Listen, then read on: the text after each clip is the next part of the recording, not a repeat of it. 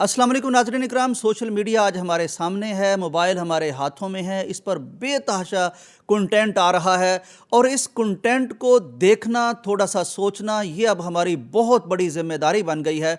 अंदाज़ा कीजिए, पिछले दिनों मैं मोबाइल को देख रहा था तो मैंने एक क्लिप देखा जिसमें एक मौलाना साहब बैठे हुए थे। ज़ाहिर है हर वो शख्स जिसने सर पर पगड़ी रखी हुई है, दाढ़ी रखी हुई है, वो अल्लाह रसूल का नाम लेता है, हम उसका बायोडाटा जाके चेक तो नहीं कर सकते ये कोई मुस्तनद आलिम दीन है या नहीं है। बहरहाल वो एक इंटरव्यू देते हुए कह रहे थे कि मेरे पास एक ऐसा वजीफ़ा है जिसके ज़रिए से इंसान के जो रिश्तेदार, जो दोस्त, जो वालिदैन फौत हो जाते हैं तो वो उनसे राब्ता कर सकता है, उनसे बात कर सकता है। यहाँ तक वो बात कर रहे थे कि अगर मसलन कोई डॉक्यूमेंट्स वो रख के गए हैं, कोई पासवर्ड उनके पास है, कोई बैंक का पासवर्ड, कोई मोबाइल का पासवर्ड और इस तरह की चीज़ें, तो आप इस अमल के ज़रिए से उनसे राब्ता कर सकते हैं, उनसे बातचीत कर सकते हैं। वो आपके सामने बैठ जाएंगे, आप उनसे जो पूछेंगे वो बताएंगे। इसके रेफरेंस के तौर पर वो बता रहे थे कि हसन बसरी रहमहुल्लाह ताला ने ये लोगों को बताया था और कई लोगों ने इस पर अमल किया है।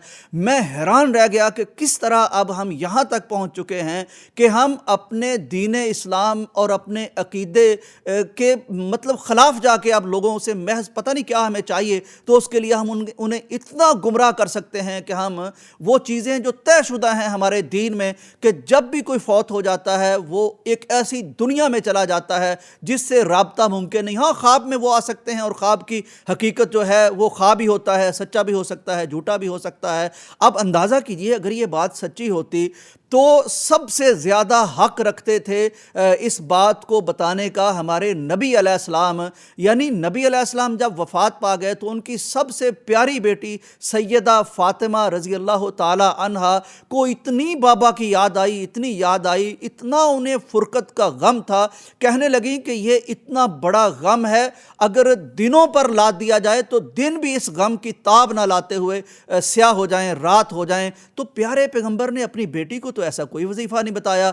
वो सहाबा कराम कई जिनको यानी रसूलुल्लाह सल्लल्लाहु अलैहि वसल्लम के बाद ज़िंदगी अजीरन लगती थी और वो समझते थे कि काश किसी तरह प्यारे पैगंबर हमें नज़र आ जाएं। उनमें हज़रत अबू बकर सिद्दीक़ भी थे रज़ी अल्लाह ताला अन्हो, उमर फ़ारूक भी थे रज़ी अल्लाह ताला अन्हो, उस्मान गनी भी थे रज़ी अल्लाह ताला अन्हो, सैयदना अली रज़ी अल्लाह ताला अन्हो भी थे, सैयदा आयशा रज़ी अल्लाह ताला अन्हा थी और बेशुमार आपसे मोहब्बत करने वाले, आपके लिए जानें लुटा देने वाले, उनमें से थे। किसी को रसूलुल्लाह सल्लल्लाहु अलैहि वसल्लम ने ये वजीफ़ा नहीं बताया और ना कभी उनसे आपकी मुलाकात हो सकी। तो खुदा के लिए मैं, ज़ाहिर है इस तरह के लोग तो सामने आते रहेंगे। वो शेर मुझे याद आ गया कि लिबासे खिज़र में यहाँ सैकड़ों रहज़न भी फिरते हैं, तुझको जीना है तो कुछ पहचान पैदा कर। मैं हैरान हुआ देख कर कि इस तरह का बेसरोपा, बेहुदा और वाहियात और खिलाफ अकीदा और मुसलमानों के यानी कि कॉमन और जनरल असूलों के ख़िलाफ़ क्लिप इतना शेयर हुआ था और लोग उस पर कमेंट्स कर रहे थे और वाह वाह कर रहे थे। तो ये निरी जहालत है।